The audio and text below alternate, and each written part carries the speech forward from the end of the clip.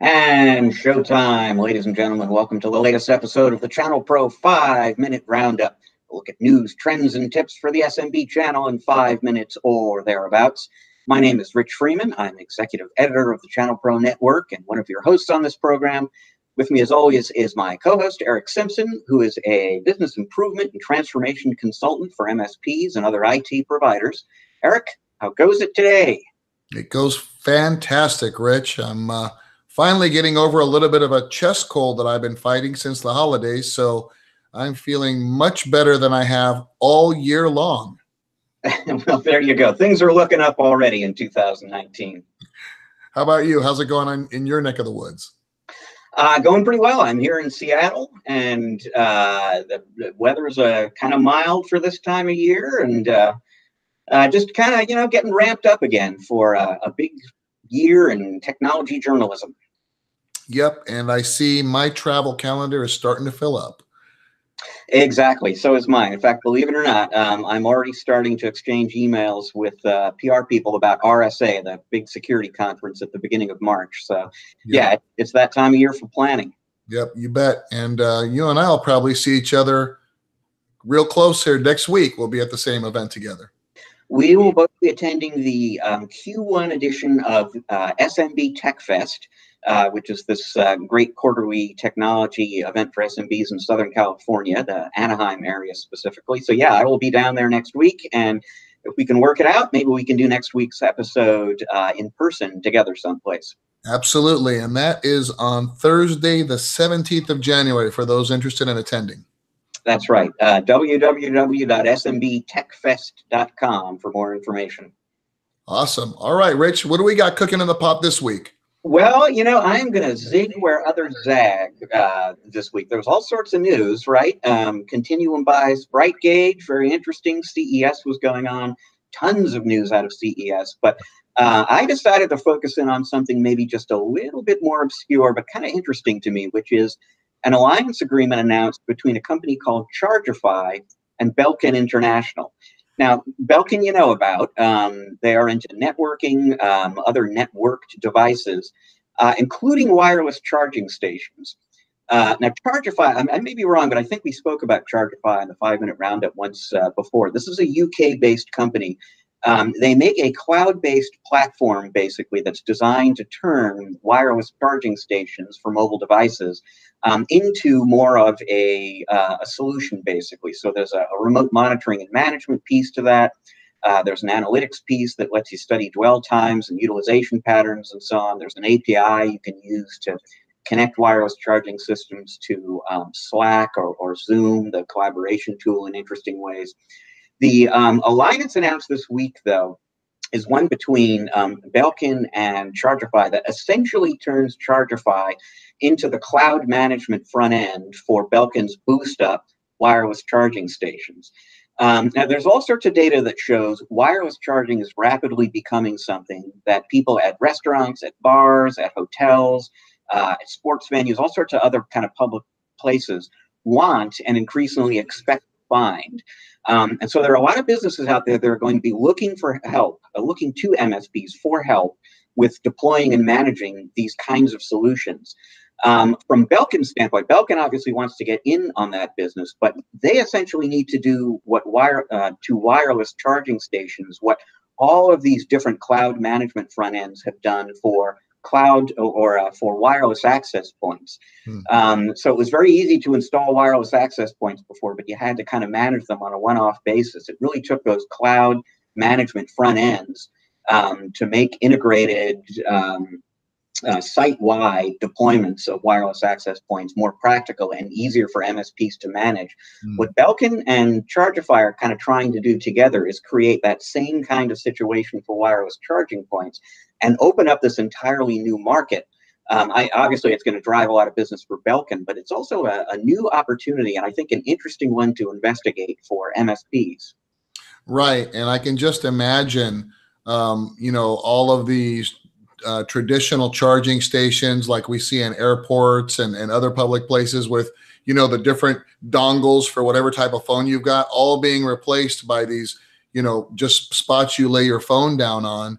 I mean, I can't wait for that because, most of the time these connectors don't work and whatnot. So as more and more phones, come ready to support the wireless charging standard, I think it's a great evolution. And I also think, by being able to control these wireless charging stations from a cloud-based perspective, I could just imagine like energy savings and things like that, where, hey, if there's not a device sitting on the thing, you can just shut it down. So it's very energy efficient when something gets laid down on it. And I also read in your article, Rich, how with the integration with Zoom, someone can just walk into a conference room, lay their phone down on the charging station, and it automatically knows to launch a Zoom session.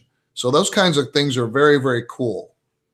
Yeah, and that Zoom example is a great one. Obviously there are very obvious, very evident applications for this technology if you serve hospitality businesses, restaurants, hotels, bars, etc. But even if you don't, I mean, if you serve clients who have conference rooms, that Zoom example you just cited is a good example of the kind of thing you can do. And like I said, there's an API basically you can use to connect the Chargifi platform to all sorts of other different kinds of applications. So your imagination is the limit, essentially, in terms of some of the interesting things that you could do for your clients. So I'm always interested in, that underappreciated, that emerging opportunity that our readers really ought to be looking into. And this one, increasingly over the course of the last 12 months, has been striking me as something that people should be checking out. Certainly seems like an opportunity to carve out a niche for, like you say, hospitality, restaurants, and things like that. Very, very interesting. Well, in terms of your tip this week, Eric, I think you have an interesting way for people to maybe use their time that's going to be good for them and good for others.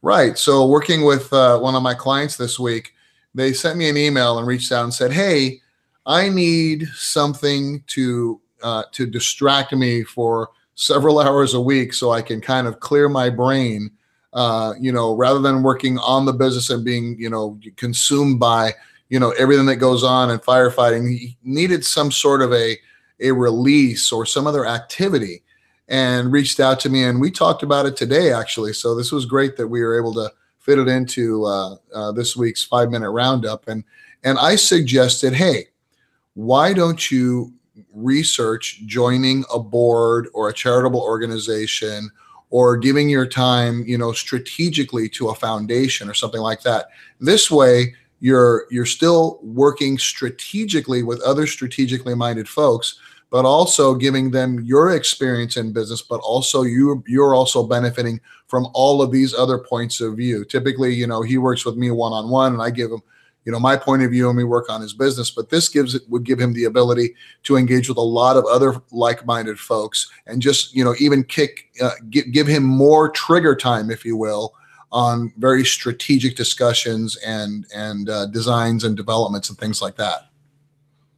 Yeah, and obviously it's always good if you make the effort to carve out some time and do something positive for your community. But really, just getting out of the office, getting out of the business, out of the things you think about all the time and the people you talk to every day, and exposing yourself to different people with different perspectives.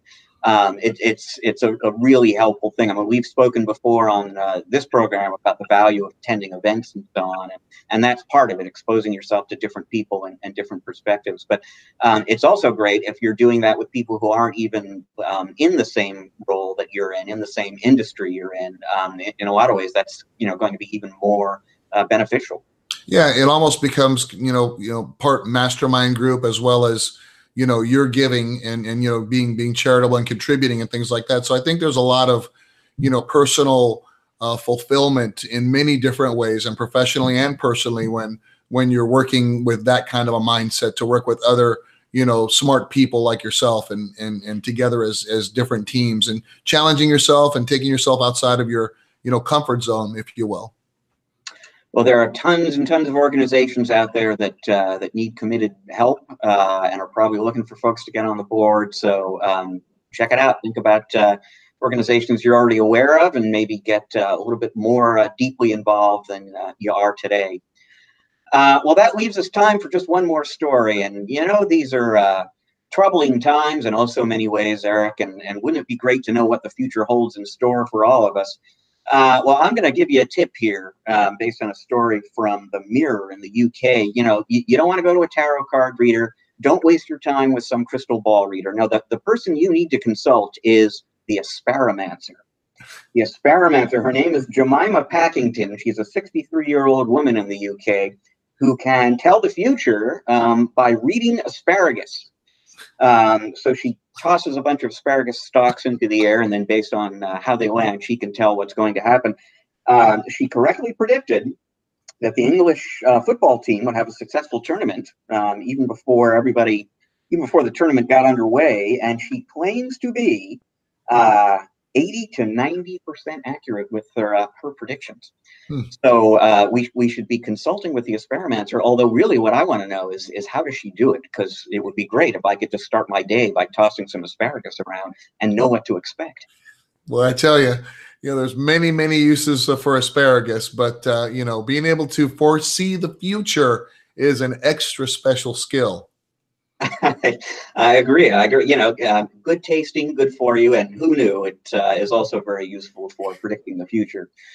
Well, that is all the time that we have for you this week on the ChannelPro 5-Minute Roundup. Thank you very much for joining us. If you like the show, you'd like to keep up on future episodes, maybe take a look at some that we've recorded in the past, best and easiest way to do that is to go to YouTube and subscribe to the ChannelPro Network channel there, and you will get all the information about this program here. If you want to learn more about Eric and the work that he does with his clients, the place to go is www.ericsimpson.com. That is ERICK Simpson.com. And that is our show for this week. We're going to be back with you next week. Right here on the program. Until then, please enjoy the rest of your week. Eric and I are enjoying the rest of your week already.